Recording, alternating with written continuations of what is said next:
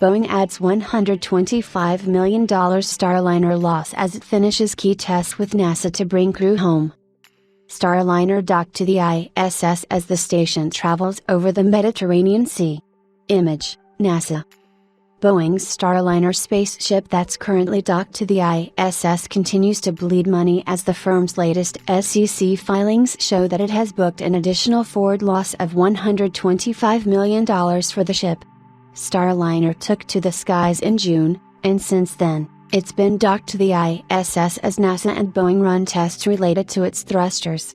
This has delayed the return date for its crew of two, and as a result, Boeing has increased its loss allocation for Starliner. In its filing, the firm also informs investors that the Starliner program may record additional losses in the future as it builds on $238 million of additional costs already incurred due to its participation in the NASA crewed flight program.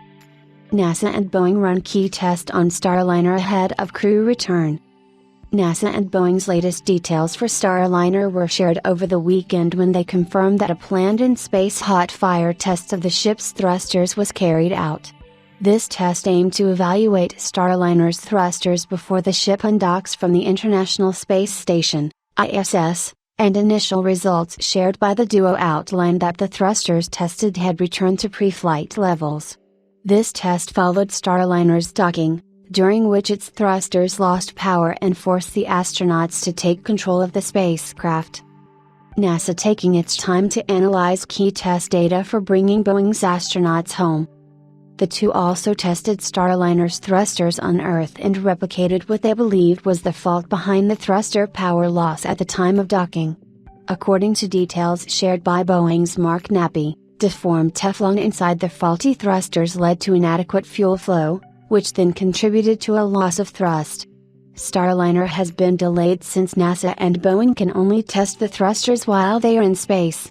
These thrusters are located on its service module, which is jettisoned during return in order to expose the heat shield for the ship's return journey. As it troubleshot and tested Starliner in space, Boeing informed investors through an SEC filing that it has increased the reach-forward losses for the Starliner program by $125 million. This increase is in addition to the $288 million that Boeing added last year after it had to delay its crewed flight test, CFT, due to problems with Starliner's parachutes. These losses are moved forward in time and enable firms to adjust their tax liabilities in future years or reporting periods depending on certain factors. Boeing shared earlier today that teams spent Tuesday practicing and undocking when NASA and Boeing decide on a date. Teams in Texas, Florida and the ISS took part in these simulations and the two astronauts were present inside the spacecraft as part of these operations. Starliner's crew refilled their ship's water systems, according to Boeing, and they also pressure checked their spacesuits on Monday.